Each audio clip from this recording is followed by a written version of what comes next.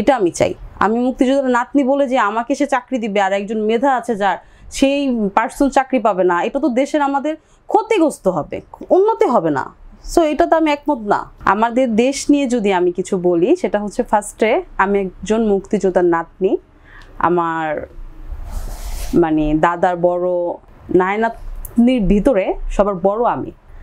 তো সেই জায়গা থেকে আমি দাঁড়িয়ে বলবো, আমাদের দেশে যা চলতেছে এটা মোটেই ঠিক না। কোটা নিয়ে যে আন্দোলনটা, স্টুডেন্ট, ছাত্র দল, আওয়ামী লীগ, বিএনপি, এই বিভিন্ন দল নিয়ে যা হচ্ছে দেশে, এটা হচ্ছে আওয়ামী লীগ বিএনপি করতেছে, মাঝখানে আমাদের যে স্টুডেন্টগুলো বা আওয়ামী লীগ ছাত্রলীগ এরা করতেছে, মাঝখানে আমাদের যে স্টুডেন্টগুলো, আমাদের মেধাবী যে ভাই বোনরা, তারা হচ্ছে এটাতে ভুক্তভোগী হচ্ছে। এটাই আমি দেখতেছি সাধারণত। আপনি দেখেন বিএনপি আওয়ামী লীগ তো জেলে নাই, বিএনপি জেলে আছে, ছাত্রদল দু একজন আছে, আর হচ্ছে আপনার স্টুডেন্ট শিক্ষক এখন বর্তমানে জেলে। বেশিরভাগ সংখ্যাটাই দেখবেন স্টুডেন্ট শিক্ষক। তো আমি এইটাই দেশকে বলতে চাই, দেশের উদ্দেশ্যে এইটাই বলতে চাই মাননীয় প্রধানমন্ত্রী শেখ হাসিনার কাছে, যাই হোক ম্যাম, যে আপনি যদি আমাদের দেশের এই অবস্থা করেন, যদি শিক্ষক আর হচ্ছে স্টুডেন্ট যদি আপনার জেলখানায় থাকে, তাহলে কি আপনার মনে হয় যে জেলখানা থাকবে? কখনোই না। কারণ ওই জেলখানাটা হয়ে উঠবে একজন মানে কি বলে একটা কলেজ অথবা একটা স্কুল, আমি মনে করি। তো আপনি পারবেন না এই কোটা আন্দোলনে স্টুডেন্টদের বিপক্ষে যে দেশকে উন্নতি করতে। আমি আপনাকে এতটুকু অনুরোধ করব, মানে একদম অনুরোধ করব, আপনি দয়া করে এই কোটা আন্দোলন থেকে মানে বিরতি হন, আপনার স্টুডেন্টের পক্ষে আসেন, স্টুডেন্টের কথায় আপনি রাজি হন। এটাই আমি চাই, এটা সাধারণ জনগণ চায়, একজন রিক্সাওয়ালা চায়, শুধু আমি না।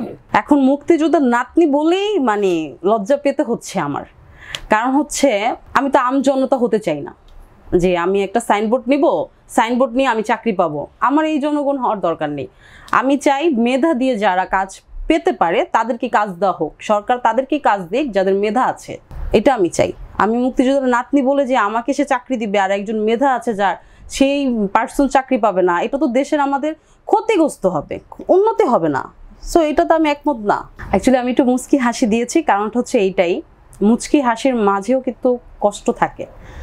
আমি শুনেছি বা আমি দেখেছি যে গতকালকে 2 বছরের একটা বাচ্চা ব্যালকনিতে থাকা অবস্থায়, মানে সে ব্যালকনিতেই ছিল, 2 বছরের একটা বাচ্চা। তো যাই হোক, যে কোনো যার একটা গুল্লি হোক তার গায়ে লাগছে, সেটা প্রশাসনিক লোকই অবশ্যই হবে। কারণ আমাদের রাস্তায় প্রশাসনিক লোকের হাতেই কিন্তু অস্ত্র, আমরা যতটুকু দেখলাম। তো যাই হোক, ওই প্রশাসনিকের হাতের গুলিতেই একটা 2 বছরের বাচ্চা মারা গেছে ব্যালকনিতে থাকা অবস্থায়। এর থেকে ভয়াবহ আর মৃত্যু কি আছে দেখার মতন? তারপরে তো আছেই মেধাবী ছাত্রছাত্রী সবাই মারা যাচ্ছে। এটা তো অনেক ভাই বোনদেরকে আমি হারায় ফেলছি, আমরা হারায় ফেলছি, এদেরকে তো আর ফেরত পাবো না। আপনার মাননীয় প্রধানমন্ত্রী শেখ হাসিনা বললো, একটা বক্তব্য আমি শুনলাম, সে কান্না করে বলতেছে, মানে কান্না করতেছে, তার গলা ভেঙে গেছে কিন্তু তার চোখ দিয়ে পানি নেই। সে কি কান্না করতেছে? এটা কেমন কান্না ভাই? সে কান্না করতেছে, তাও আবার আপনার মনে করেন কিসের জন্য? মেট্রো পড়ে গেছে তার জন্য। কিসের জন্য কান্না করতেছে? বিটিভি ভবন পুড়ে গেছে তার জন্য। আরে ভাই, তোমার এগুলো তো ফেরতই আসবে। তুমি জনগণের টাকা এগুলো করছো, জনগণের টাকা এগুলো করছো, জনগণ তোমাকে আবার টাকা দিবে, তুমি ওই টাকা দিয়ে আবার এর চেয়ে ভালো আমদানি করতে পারবা। কিন্তু তুমি যে এই যে কোটা আন্দোলন নিয়ে তুমি যা শুরু করছো, এইটা নিয়ে যে আমাদের ভাই বোন হারাইছে, বাচ্চাগুলো যে মারা গেছে, এইগুলো জানগুলো তুমি ফেরত দাও পারলে, এটা তো তুমি দিতে পারবা না। তুমি করে বলতেছি মাননীয় প্রধানমন্ত্রী শেখ হাসিনাকে, কারণ হচ্ছে কি এখন আপনি করে বলতে ইচ্ছা করতেছেন আমার, এটা তো দিতেই পারবেন না আপনি। তো সুতরাং যাই হোক, সম্মান আবারও আপনাকে দিতে চাই, আপনি সম্মানের জায়গায় থাকুন, আপনার সম্মানের জায়গায় থাকুক আমি চাই। তো এতগুলা বাচ্চাদের, এতগুলা মা বোনের কোল হারা সন্তান যাওয়ার পরে আপনি তাদেরকে আবার টাকা দিচ্ছেন, দেখছি আমি একটা ভিডিওতে। যাই হোক, সেখানে 5 লাখ টাকা হোক, 10 লাখ টাকা হোক, যেই টাকাই আপনি দেন, আমার মনে হয় না এই টাকায় সে সন্তুষ্ট।